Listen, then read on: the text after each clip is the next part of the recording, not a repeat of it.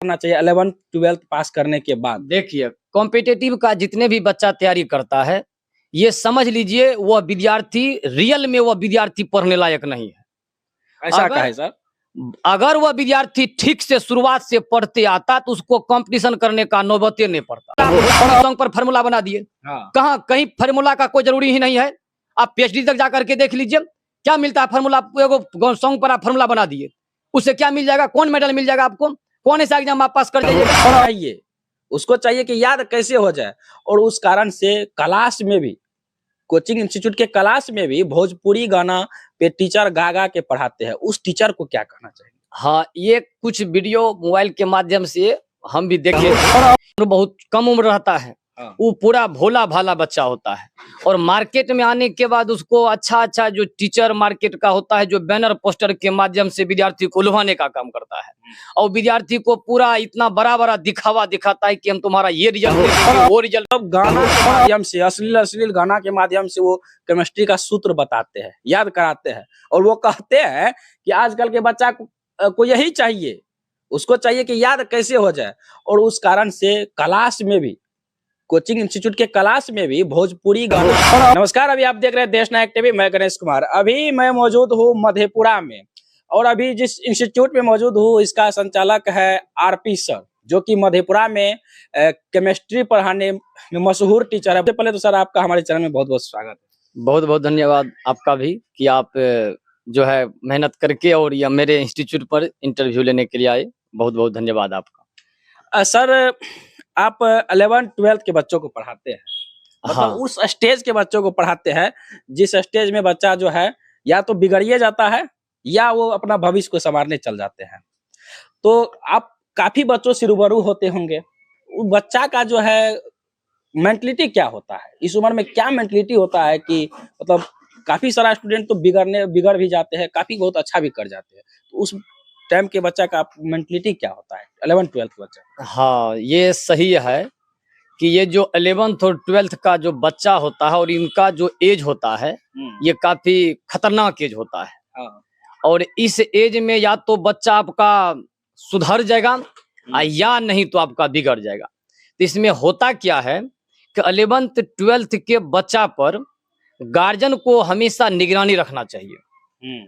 11th 12th के बच्चा को अगर गार्जियन ध्यान नहीं देंगे तो वहीं पर उसके जीवन का तय होता है कि आपका बच्चा या तो बिगड़ जाएगा या तो सुधर जाएगा।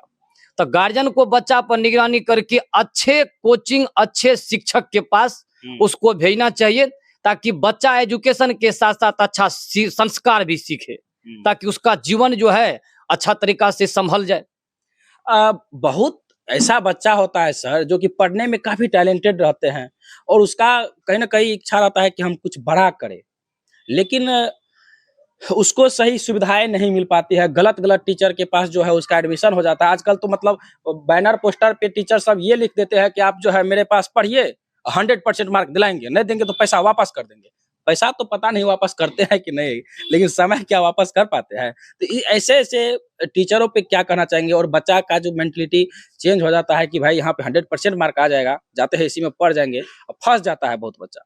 वहाँ पे फी देने के बाद वो चाहता है कि अब मेरा फी बुड़ गया।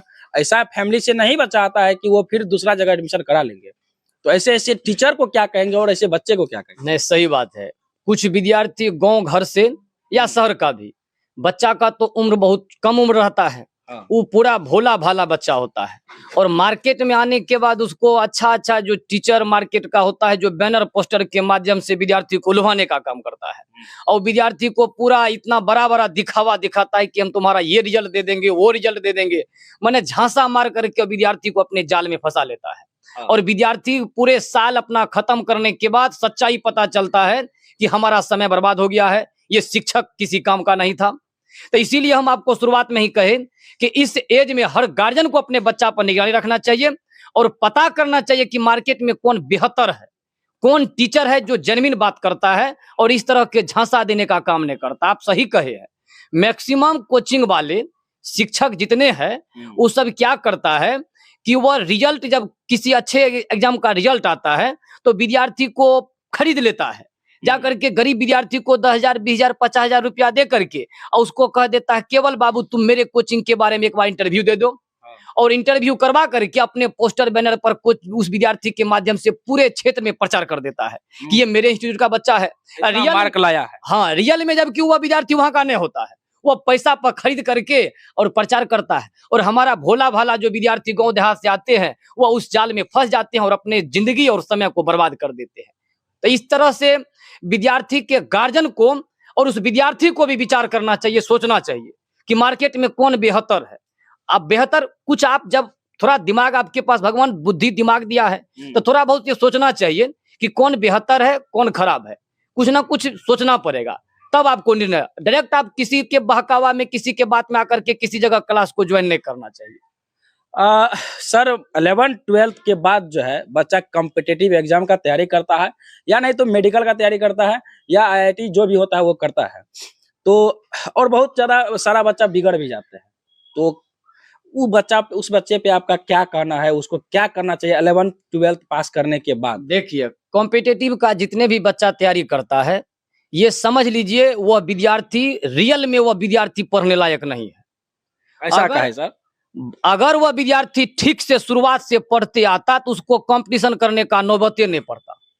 वो लफवागिरी करके इधर उधर करके पढ़ता है और वही बात को जाकर के कंपटीशन क्लास में बताता है, उसको बड़ा मजा आता है। जिस समय आप क्लास 10th में थे तो उस समय ध्यान नहीं दिए, जिस समय 11th में थे उस समय ध्यान से नहीं पढ़े, 12th में थे तो लफवागिरी किए, अब कंपटीशन में वही चीज को जाकर के बताता है तो वाह बहुत बेहतर टीचर है। तो इसलिए अगर वह शुरुआत से ही बेहतर तरीका से पढ़ेगा, गार्जियन की निगरानी में रहेगा, तो विद्यार्थी को कंपटीशन पढ़ने का जरूरी नहीं पड़ेगा। फिर भी अगर कुछ विद्यार्थी को समझदारी बाद में आता है तो बेहतर जगह सिलेक्शन करके उस चीज का तैयारी कर सकता है। तो ऐसे ऐसे मतलब बच्चे को आपका यही संदेश है, आरपी सर का यही संदेश है कि आप जो है जिस टाइम में 9th-10th में और 11th-12th में जम के पढ़िए, रगड़ के पढ़िए, तो कॉम्पिटिटिव एग्जाम का तैयारी नहीं करना पड़ेगा। नहीं करना, हाँ सही बात है। अगर शुरुआत से ही आप 9th 10th 11th 12th को बेहतर कर लेते हैं, वही बात रहता है, वही बात रहता है, सही बात है, वही कंपटीशन में रहता है। तो बच्चा सब शुरुआत के समय में हम लोग पूरे समझाते हैं कि भाई ऐसे करो वैसे पढ़ो, तो उस समय वो राजनीति में लग जाता है, ये इस मार्केट उस मार्केट, इस कोचिंग का प्रचार, नेतागिरी में टाइम को बर्बाद कर देता है। अब बाद में वही चीज जाकर के वहां पढ़ता है तो बड़ा मजा आता है, यही सब बड़ा दिक्कत लगता है। तो इसलिए शुरुआत से ही बेहतर तरीका से पढ़ेगा तक उसको बाद में एक्स्ट्रा क्लास करने का जरूरी नहीं पड़ेगा। सर आप केमिस्ट्री पढ़ाते हैं, कुछ टीचर जो है आजकल नया नया टीचर सब मतलब वो वायरल हो रहे हैं कि मतलब गाना के माध्यम से, अश्लील गाना के माध्यम से वो केमिस्ट्री का सूत्र बताते हैं, याद कराते हैं, और वो कहते हैं कि आजकल के बच्चा को यही चाहिए, उसको चाहिए कि याद कैसे हो जाए। और उस कारण से क्लास में भी, कोचिंग इंस्टीट्यूट के क्लास में भी भोजपुरी गाना पे टीचर गा गा के पढ़ाते हैं, उस टीचर को क्या कहना चाहिए? हाँ, ये कुछ वीडियो मोबाइल के माध्यम से हम भी देखे थे कि कुछ विद्यार्थी ही क्लास में बोला था कि सर कुछ टीचर कुछ केमिकल फार्मूला है जिसको भोजपुरी सॉन्ग पर जो है उसको सेटिंग करके सिखाते हैं और याद कराते हैं। तो देखिए आपको हम बताते हैं, हम लोग जब पढ़ रहे थे हम लोग का गार्जियन टीवी और मोबाइल से काफी दूर रखता था, कहता था आंख खराब हो जाएगा, तुम्हारे ब्रेन पर कुछ गलत प्रभाव पड़ जाएगा, तुम गलत चीज के चक्कर में पड़ जाओगे तो तुम्हारा अच्छा से शिक्षा नहीं हो पाएगा। तो इसलिए जो भी शिक्षक इस तरह का काम करता है वो समझ लीजिए सरासर गलत करता है, समाज को कहीं ना कहीं गंदा करने का काम करता है। शिक्षक को इस तरह का काम नहीं करना चाहिए, क्योंकि जब शिक्षक इस तरह का काम करेगा तो उस विद्यार्थी पर क्या प्रभाव पड़ेगा, वो विद्यार्थी सही तरीका से शिक्षा को ग्रहण नहीं कर पाएगा। हम लोग को हर शिक्षक को ऐसा काम करना चाहिए जिससे विद्यार्थी के मन और दिल पर कोई गलत प्रभाव नहीं पड़े और समाज को कोई गलत रास्ता नहीं पकड़ सके, इस तरह का काम करना चाहिए। क्योंकि एक विद्यार्थी उस शिक्षक का नकल करता है, अगर शिक्षक ही कोई अश्लील प्रवृत्ति करना शुरू कर देगा तो स्वतः विद्यार्थी के दिल और दिमाग उसी ओर जाएगा। इसीलिए ये जो भी शिक्षक करता है उस शिक्षक को हम लोग को उसका जो है बहिष्कार करना चाहिए, उसका विरोध करना चाहिए। एक शिक्षक इस तरह का काम करेगा और उस शिक्षक के पास किसी भी विद्यार्थी को पढ़ना नहीं चाहिए।